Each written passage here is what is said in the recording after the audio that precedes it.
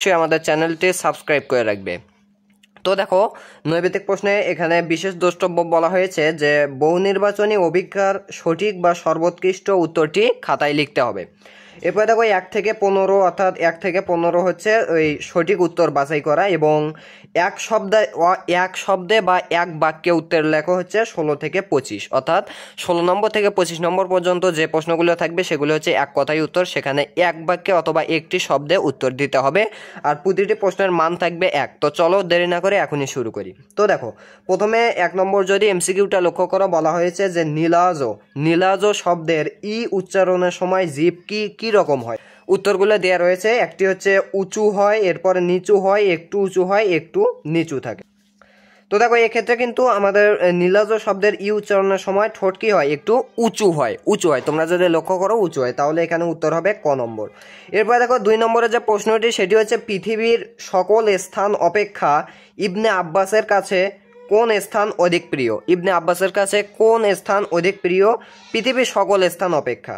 তো এক্ষেত্রে কিন্তু হবে কি ডেমাস্কাস। তো ডেমাস্কাস এই যে জায়গাটা রয়েছে, এটার পড়া কিন্তু তোমাদের বাংলা বইয়ে রয়েছে, যার কারণে এইটা উত্তর হবে কি ডেমাস্কাস।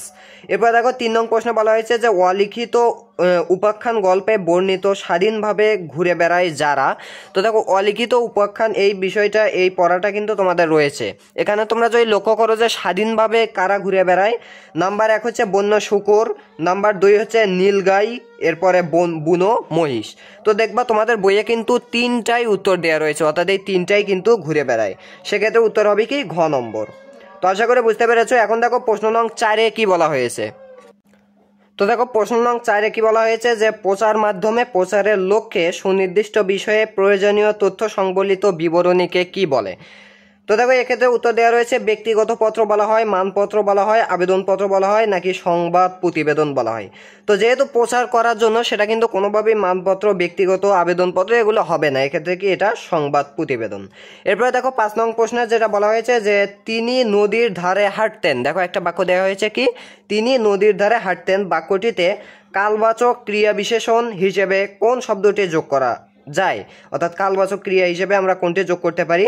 তো এক্ষেত্রে দেখো উত্তর দেওয়া রয়েছে প্রতিদিন, এরপর নৌকায়, গাড়িতে, রিক্সায়। অর্থাৎ তিনি নদীর ধারে হাঁটতেন প্রতিদিন, নাকি নৌকায়, রিক্সায়, নাকি গাড়িতে।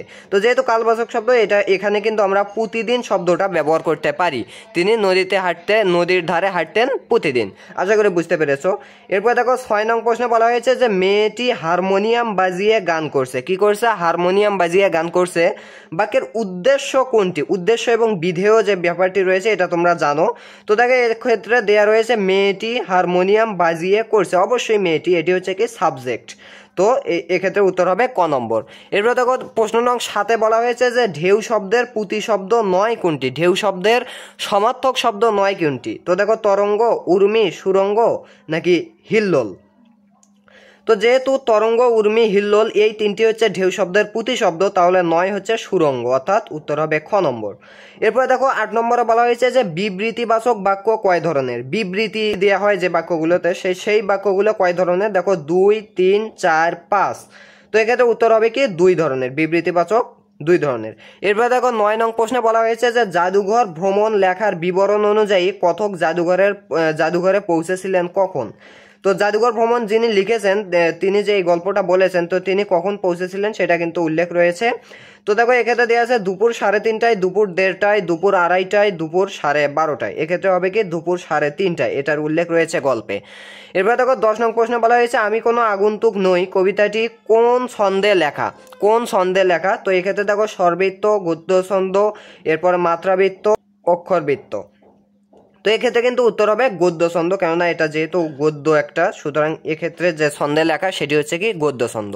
এরপর দেখো নিচে একটা অনুচ্ছেদ দেওয়া রয়েছে, এবং এই অনুচ্ছেদটি লক্ষ্য করে তোমাদেরকে প্রশ্নের উত্তর করতে হবে।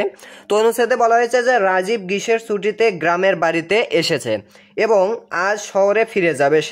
শেষ মুহূর্তে সে পল্লী প্রকৃতি ছেড়ে যেতে চায় না। তো পল্লীমা যে কবিতাটি রয়েছে সেটাকে কিন্তু নির্দেশ করেছে। তো দেখো, পল্লী প্রকৃতির সাথে সে মিশতে যেতে চাই। এখন দেখো, অনুচ্ছেদের সাথে পল্লীমা কবিতার কার মনোভাব সাদৃশ্য লক্ষ্য করা যায়। তো এক্ষেত্রে কিন্তু অবশ্যই দেখো কবির দেয়া রয়েছে, চাষির দেয়া রয়েছে, রাখালের এবং কৃষকের দেয়া রয়েছে। তো হবে কি কবি। তো পল্লিমা কবিতায় যে যিনি কবি তার মনোভাব এবং এই রাজীবের মনোভাব কিন্তু একই। এখন দেখো প্রশ্ন নং 11তে কি বলা হয়েছে যে পল্লিমা কবিতার মতো অনুচ্ছেদেও আছে। তো এই যে অনুচ্ছেদটা তোমরা লক্ষ্য করলে এটা পল্লিমা কবিতার মতো কোন কোন দিকগুলো রয়েছে। নাম্বার 1 হচ্ছে বিচ্ছেদ বেদনা, পল্লী প্রেম, পল্লীর সাথে একাত্মতা। তো দেখো এক্ষেত্রে কিন্তু উত্তর হবে ক নম্বর, অর্থাৎ 1 ও 2। পল্লীর সঙ্গে একাত্মতা এই যে বিষয়টি রয়েছে এটা কিন্তু নয়, অর্থাৎ পল্লিমা কবিতায় অনুচ্ছেদের যেটা রয়েছে এবং এই অনুচ্ছেদের যেটা রয়েছে এই দুইটি সাদৃশ্য রয়েছে 1 এবং 2, অর্থাৎ বিচ্ছেদ বেদনা, হ্যাঁ সে কিন্তু এই গ্রাম থেকে চলে যেতে হচ্ছে, এবং কি পল্লী প্রেম যে এই যে গ্রাম অঞ্চলের সঙ্গে তার যে একটা ভালোবাসা এই বিষয়টা কিন্তু প্রকাশ পেয়েছে। তো উত্তর হবে কি ক নম্বর।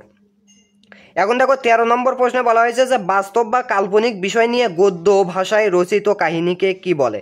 গদ্য ভাষায় যখন কোনো কাহিনী রচনা করা হয় সেটা বাস্তব বা কাল্পনিক বিষয় হতে পারে, বাট সেটাকে কি বলে।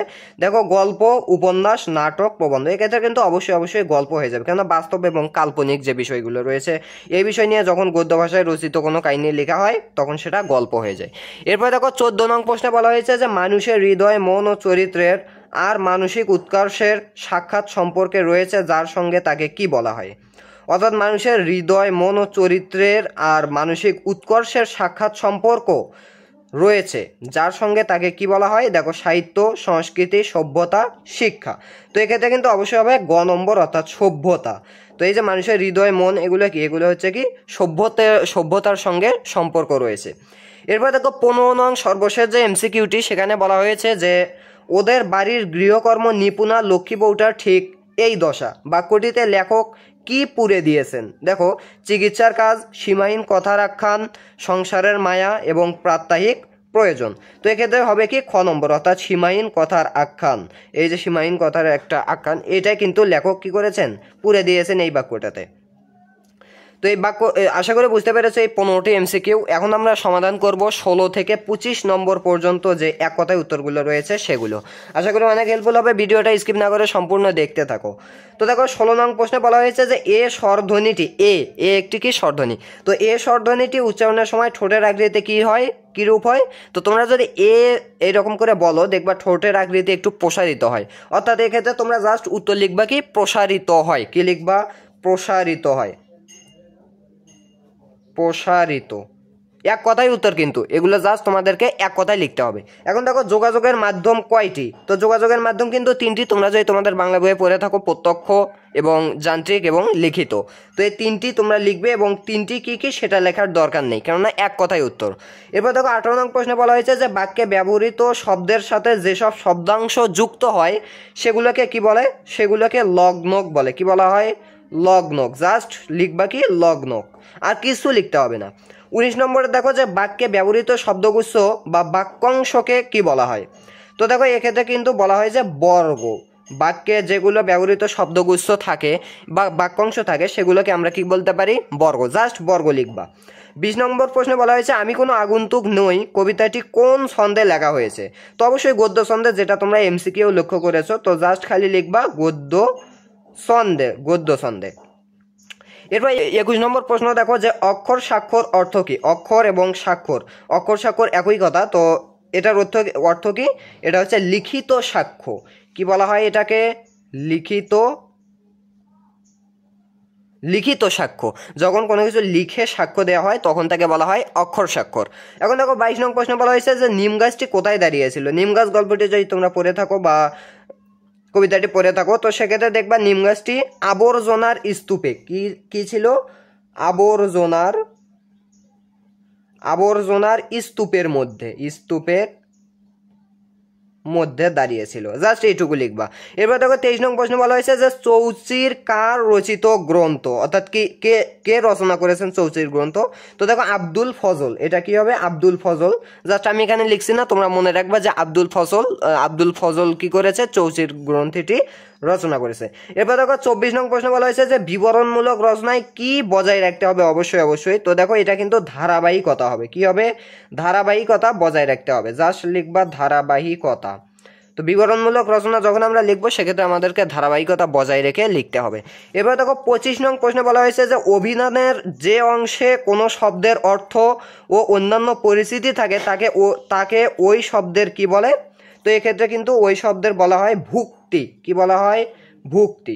অর্থাৎ অভিধান মানে কি ডিকশনারিতে যে অংশ থাকে, যে অংশে কোনো শব্দের অর্থ বা অন্যান্য পরিস্থিতি থাকে তাকে ওই অংশের কি বলা হয়, ভুক্তি বলা হয়। তো এই হচ্ছে 25টি প্রশ্নের একদম ক্লিয়ার কাট একটা ধারণা। আশা করি তোমাদের ক্লাসটা অনেক হেল্পফুল হয়েছে এবং পরবর্তী ক্লাসে আমরা এই সংক্ষিপ্ত উত্তর প্রশ্ন যেগুলো রয়েছে পুরো মডেল টেস্টটা তো অবশ্যই শেষ করব।